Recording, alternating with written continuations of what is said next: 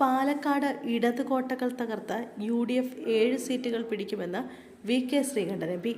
പാലക്കാട് മണ്ഡലത്തിൽ വിജയസാധ്യതയില്ല എന്നാണ് CPM ജില്ലാ സെക്രട്ടേറിയറ്റിന്റെ വിലയിരുത്തൽ.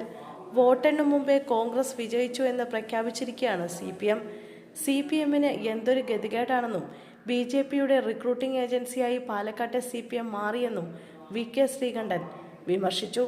ആര് മുഖ്യമന്ത്രിയാകണമെന്ന ചോദ്യത്തിന് മുഖ്യമന്ത്രിയാകാൻ KC വേണുഗോപാലും രമേശ് ചെന്നിത്തലയും VD സതീശനും യോഗ്യരാണെന്നും ആര് മുഖ്യമന്ത്രിയാകണമെന്ന് ഹൈക്കമാൻഡ് തീരുമാനിക്കുമെന്നും VK ശ്രീകണ്ഠൻ അഭിപ്രായപ്പെട്ടു. ഇന്ത്യയിൽ അറിയപ്പെടുന്ന ശക്തനായ ഊർജ്ജസ്വലനായ നല്ല നേതാവാണ് KC വേണുഗോപാൽ. രമേശ് ചെന്നിത്തല കേരള സമൂഹത്തിന് ഇഷ്ടപ്പെട്ട നേതാവാണ്. അതുപോലെയാണ് VD സതീശനും.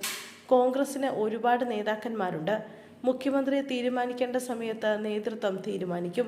മുഖ്യമന്ത്രി ചർച്ച കോൺഗ്രസിന്റെ ആഭ്യന്തര കാര്യമാണ്. എറണാകുളത്ത് നിന്ന് മുഖ്യമന്ത്രി വേണമെന്ന മുഹമ്മദ് ഷിയാസിന്റെ അഭിപ്രായം വ്യക്തിപരമായ ആഗ്രഹമാണെന്നും VK ശ്രീകണ്ഠൻ പറഞ്ഞു. പൊതുസമൂഹം VD സതീശനെ രാഷ്ട്രീയ വനവാസത്തിന് അയക്കില്ല. CPM-ന്റെയും BJP-യുടെയും അജണ്ട നടപ്പാവില്ലെന്നും VK ശ്രീകണ്ഠൻ പറഞ്ഞു. അതേസമയം നിയമസഭാ തെരഞ്ഞെടുപ്പിൽ പാലക്കാട് ജില്ലയിൽ ഇത്തവണ വമ്പൻ രാഷ്ട്രീയ അട്ടിമറി നടക്കുമെന്ന് UDF കേന്ദ്രങ്ങളുടെ വിലയിരുത്തൽ.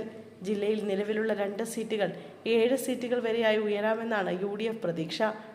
ജില്ലയിലെ 4 മണ്ഡലങ്ങളിൽ വലിയ ആധിപത്യമുണ്ടെന്നും വിജയം ഉറപ്പാണെന്നുമാണ് UDF-ന്റെ പ്രാഥമിക വിലയിരുത്തൽ.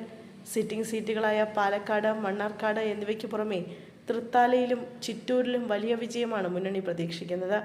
LDF-നുള്ളിലെ ആഭ്യന്തര പ്രശ്നങ്ങളും വിഭാഗീയതയും ചിറ്റൂരിലും തൃത്താലയിലും തങ്ങൾക്ക് ഗുണകരമാകുമെന്നും UDF കണക്ക് കൂട്ടുന്നു. പാലക്കാട് മണ്ഡലം രമേശ് പിഷാരടിയിലൂടെ നിലനിർത്താനാകും. മണ്ണാർക്കാട് N ഷംസുദ്ദീന് 4ാം വിജയം ഉറപ്പാണെന്നതിലും UDF-ന് സംശയമില്ല.